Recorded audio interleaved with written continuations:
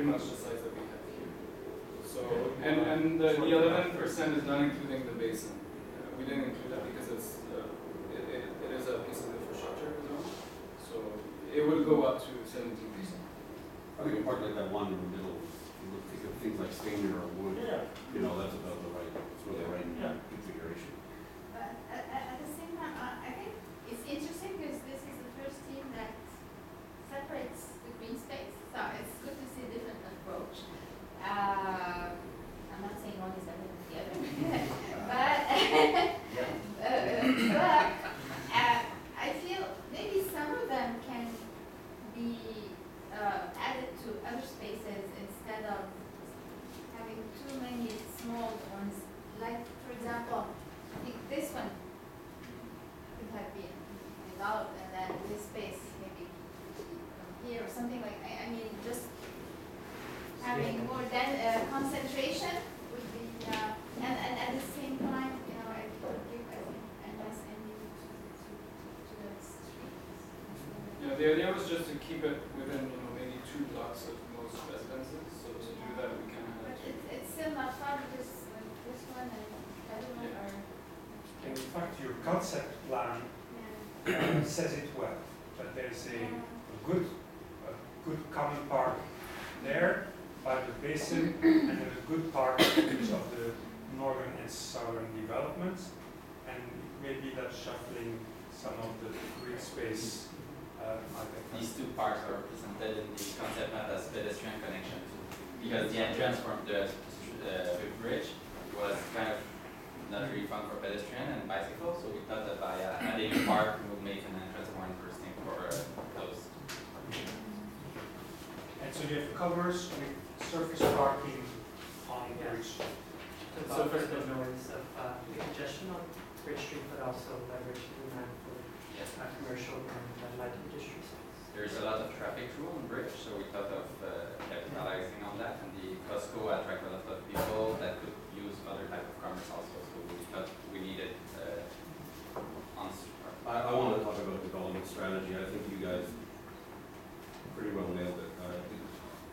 You know, I'm not talking about design. I think by the design can take a lot of more from a lot of different directions, but the discourse, the strategic discourse you use in terms of the 6 guiding principles, I'm not going to go there. I mean, that's really a matter of how you present, but the idea of taking account of what the local community wants and responding strategically to that, with a planning gesture. I mean, the planning gestures here are a diversity of precincts within the site, which I think is a really strong way to approach a planning and real estate problem.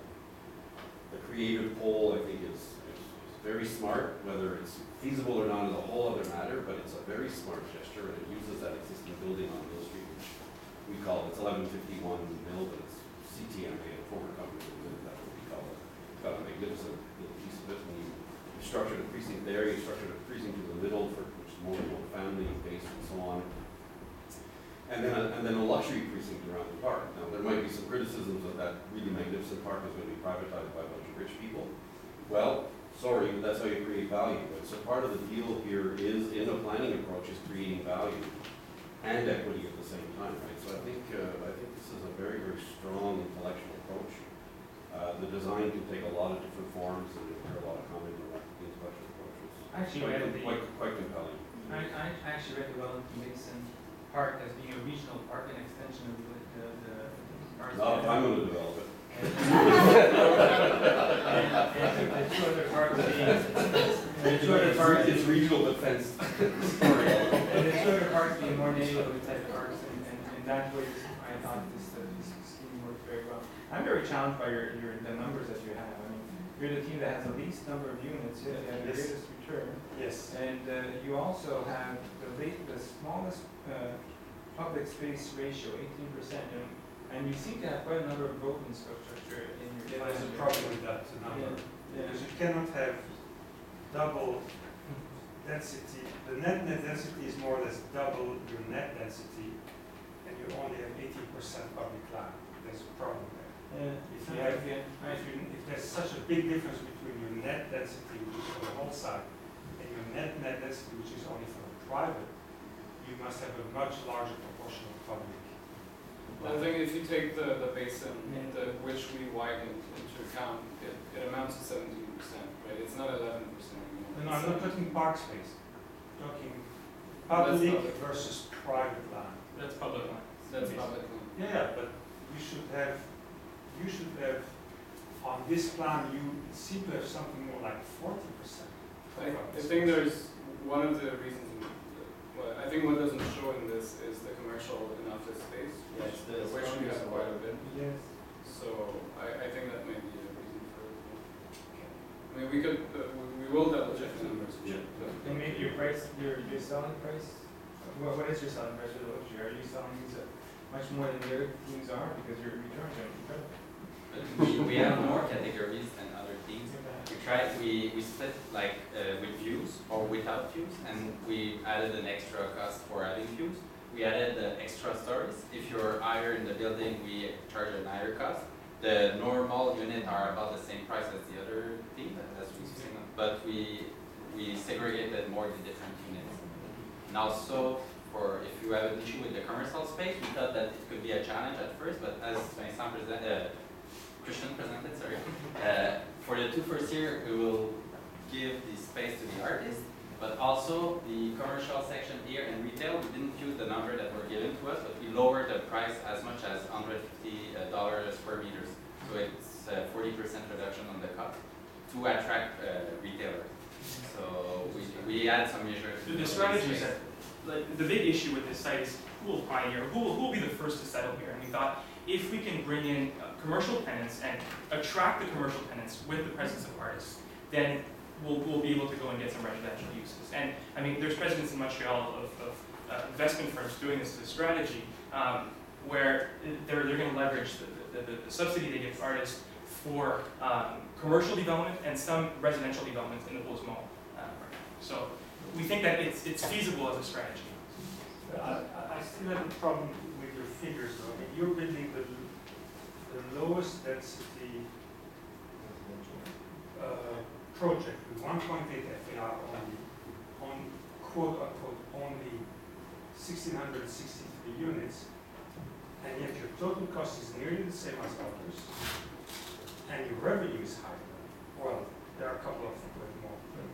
So what explains your ability to make this The commercial? cost of building is by a good margin the highest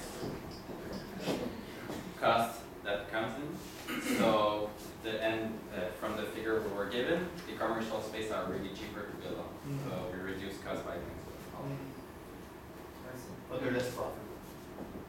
Yes, but But they're So selling, with the they're cheap- selling at a cap rate, so yeah. they're not selling per square foot like condos, selling at a cap rate. And also in terms of the costs, we had about 10 to 15 million that we allocated to special costs like the basin. We expect that the city will help or will take care of it, but just to make sure we included it in the financial, which explains. Yeah, I think we'll have to review things. It's always a big, I mean, it would be wonderful and then it would take a lot of wind out of the sails of the developer who says, I need more density, because you have little density and you make a huge profit. I like the lesser density on the central part. Creates kind of a village within the project, and it puts less pressure on the development. Then it goes opposite to the value of the land, right?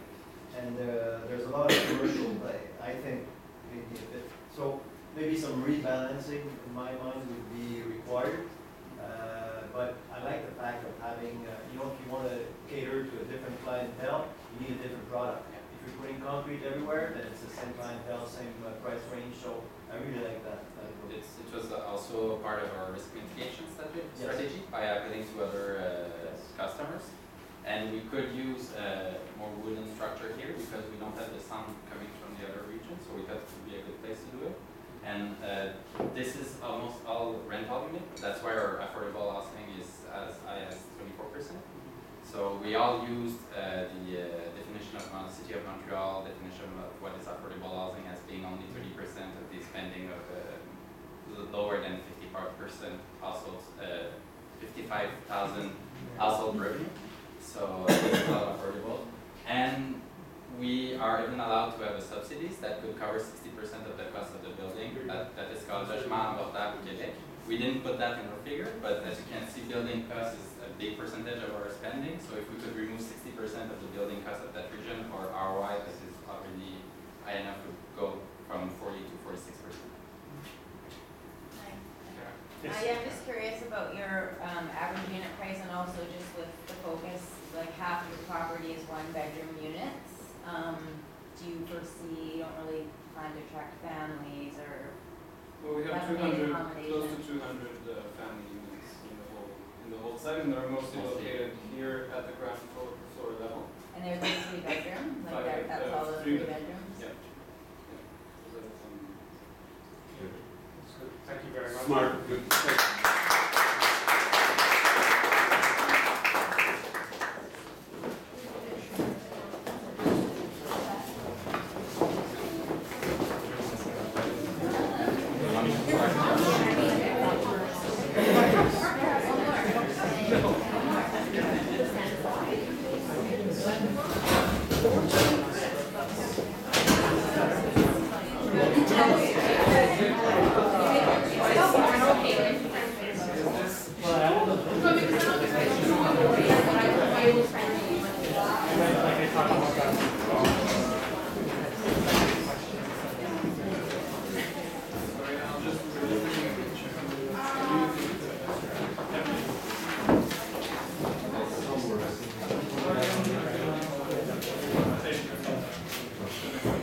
Yeah, although here's your base.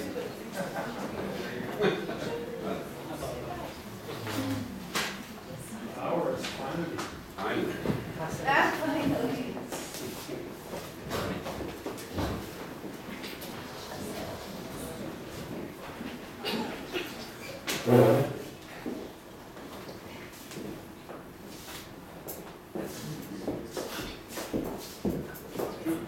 Hello everyone, my name is James and this is Colin. And in the back are Magda and Claudia, our teammates. And today we are presenting Passerelle, our proposal for the Wellington Basin site.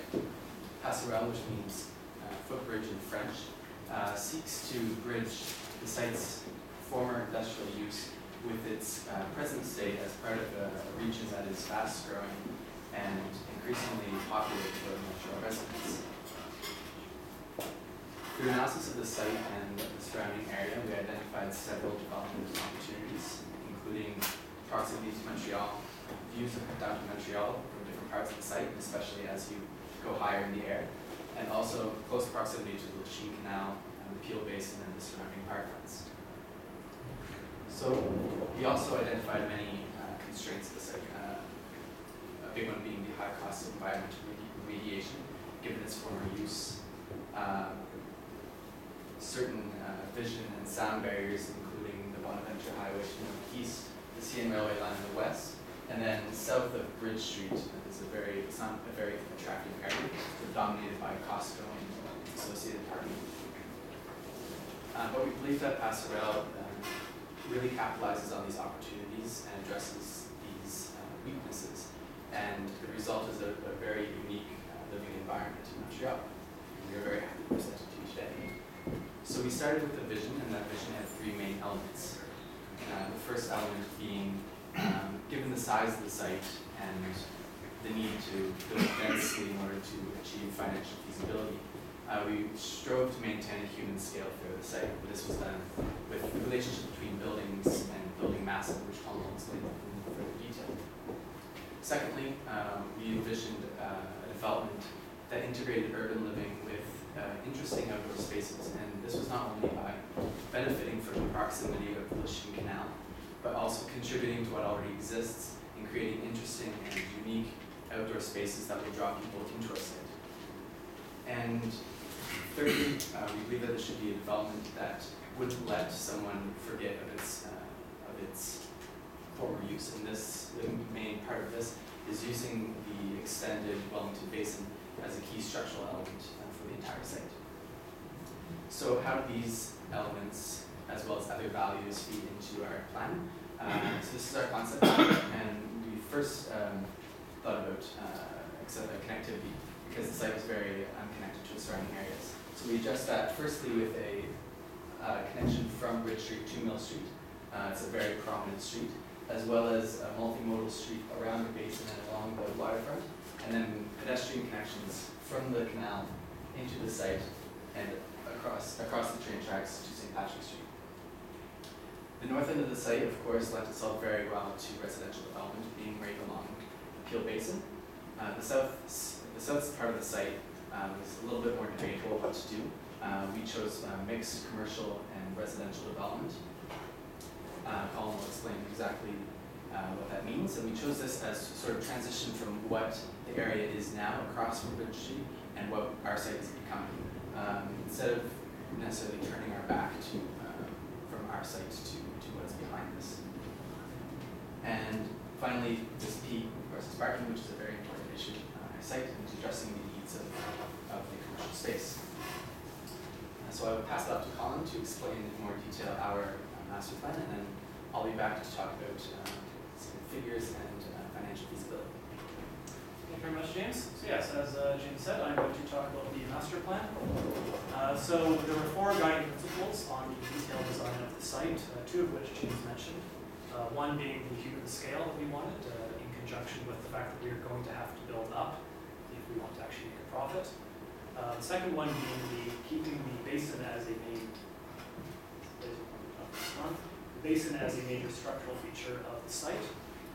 Thirdly, creating buffers between the more desirable aspects of the site and the less desirable aspects which surround the site on pretty much all 3 of the 4 sides. And thirdly, we also wanted to build along some of the major axes. So we have an axis here, axis going along here, there, and also here, which I will explain in detail.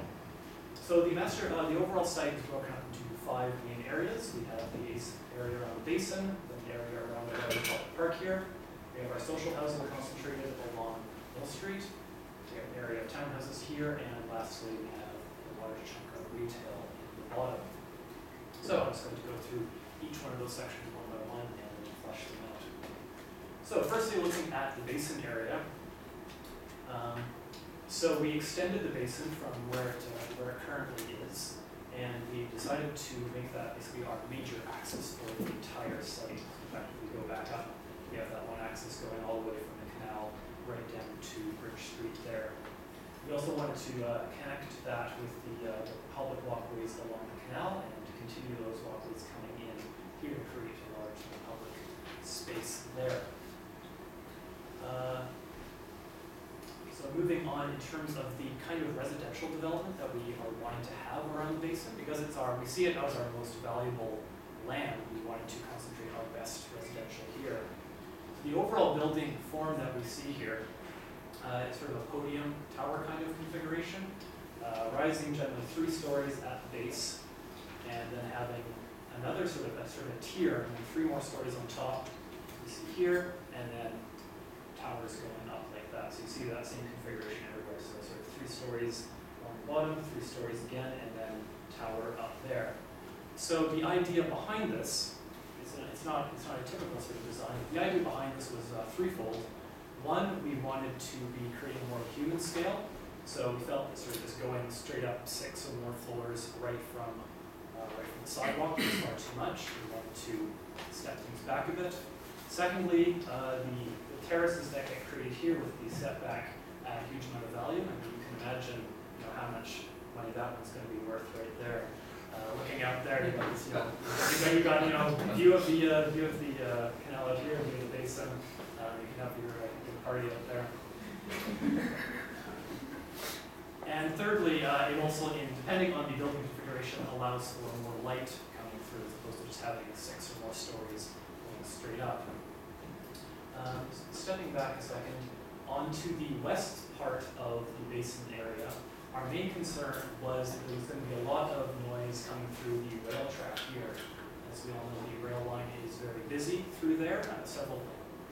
We were out there, and it was several trains just within 1 hour. So we figured this would be a lot of noise, and we wanted to protect our sort of sanctuary there in the middle from that. So we created these 3 buildings here to effectively be noise barriers. The long, skinny building here being single-loaded on the lower floors, basically to put its back up against the rail track. So moving on to the park area. So we were trying to basically balance the space here in sort of the balance enclosure versus sort of openness. So we wanted to have the 4 buildings that would frame the site, but we also wanted the park to be open enough so that it didn't feel as though in fact it was just someone's backyard.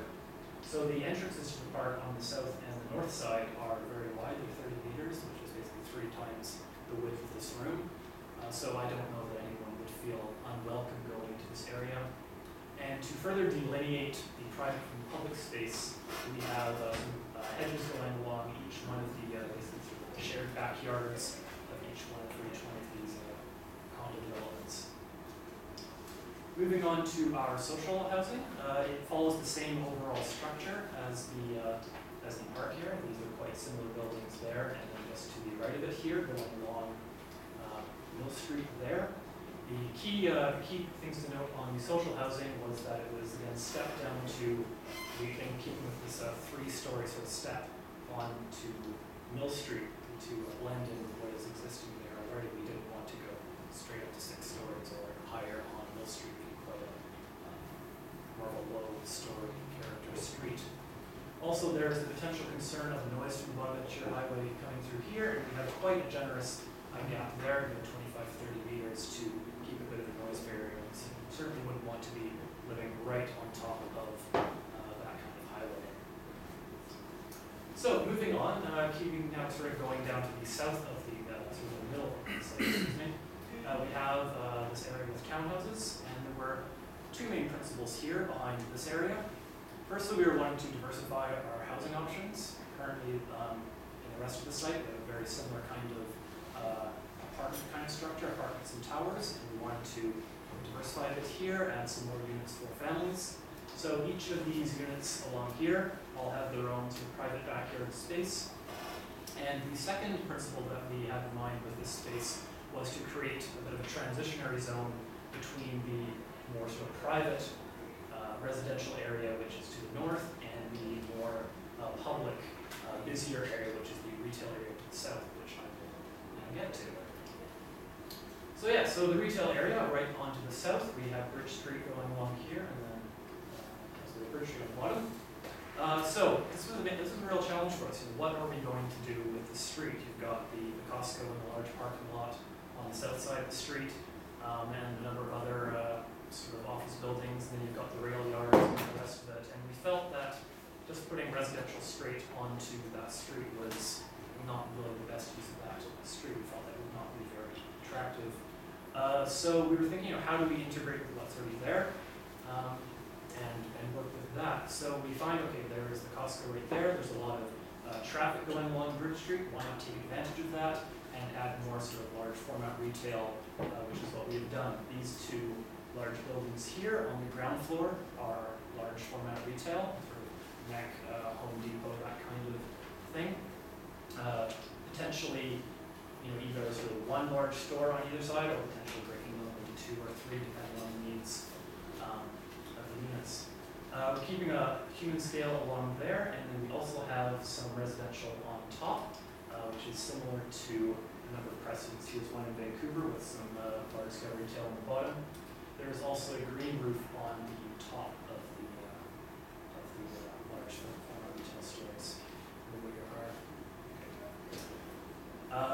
Where are we at? So, just to continue on, just briefly talking about parking, we have above ground, we have a parking structure here, which is covered by the green roof there. So, even though we do have the large format retail, there is no large open surface parking, and then underground parking for each of the residential units, and then on-street parking on all of the streets in the site.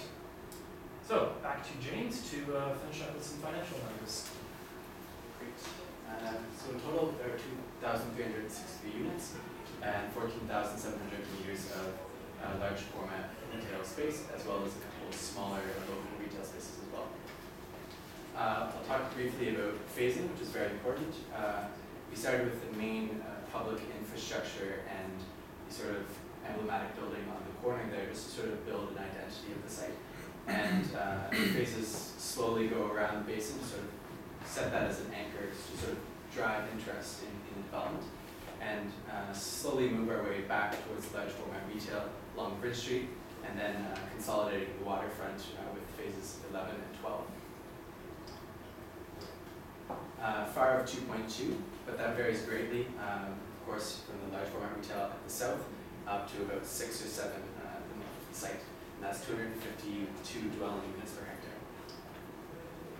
By bedroom count, given market forces, it's a lot of one bedroom plus den, but there's a lot of space for young families and small families with 2-bedroom and 3-bedroom units. Unit prices vary by about $200,000, slightly over $200,000 for a 1-bedroom unit, up to between $500,000 and $600,000 for a luxury unit or a townhouse.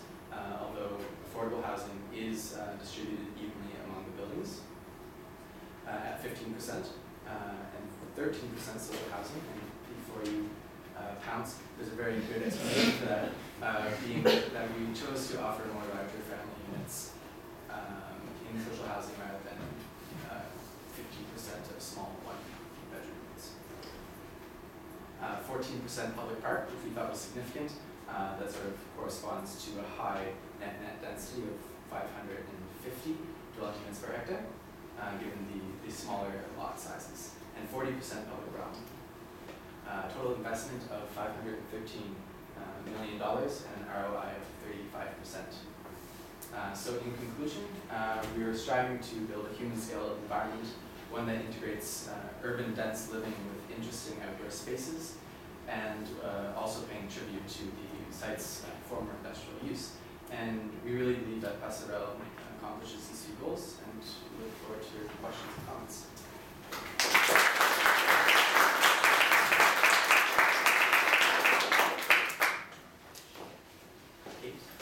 I have a question about your townhomes.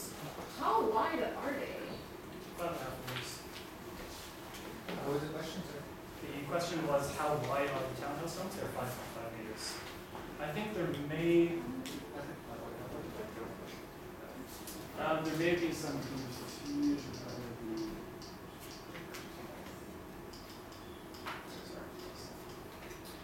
These are not, like 2 of these is one home, because it's a pitched roof. So you have sun on one side and sun on the other side. But they're still That- 5.5. That's just to catch that more goes by. In a massing diagram like this, I wouldn't get confused with pitched roofs or not pitched roofs, because it does confuse the image. I was asking myself the same question as how wide. So, I have a couple of questions before we. You have quite a gray area, a road area on Bridge Street, right by the train tracks. What is that?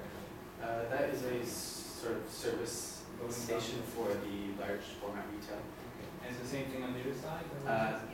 And parking entrance for the parking. And I don't think I saw the plan that you expected for. I think you passed very fast the retail plan. How did you find it? In what sense? Yeah, how do you expect to subdivide it? Well, the big box, right? Is it one big box? That was my point. I think the intent of bringing the big box and the way you do it, I think is very clever. The references that you have are very good references. And I think we're going to start to see more and more of how to bring big boxes in urban centers, which is interesting. At the same time, your walk that you're doing from Bridge Street to the heart of the project is something that should be very pedestrian friendly. So you may have a subdivision, very narrow boutique type shops along the street, do they? The red line? Is that what it means? This? Well, that's just the storefronts into the big box stores. Yeah. These shops and shops Exactly. could be small. That was my point. Right, we felt that maybe going for a lot of sort of small boutique kind of stores was not really what was the strength of the area, and we felt that might be really difficult to attract that kind of retail. So we went for the larger scale. But go to I think Al was raising a point, if you go to your 3D picture of the retail complex, you'll get a problem with this, right? Because